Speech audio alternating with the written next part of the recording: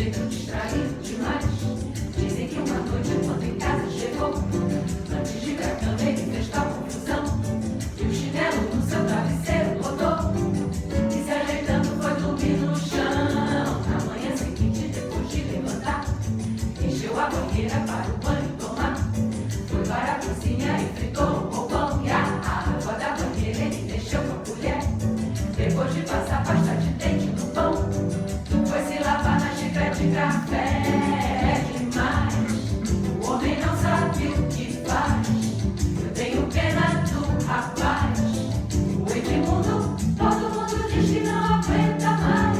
É demais, o homem não sabe o que faz. Eu tenho pena do rapaz. O Edmundo, todo mundo diz que não aguenta mais. O Edmundo nunca sabe bem o que faz. Ele é um sujeito distraído demais. Dizem que uma noite, quando em casa chegou, antes de ir pra cama ele fez tal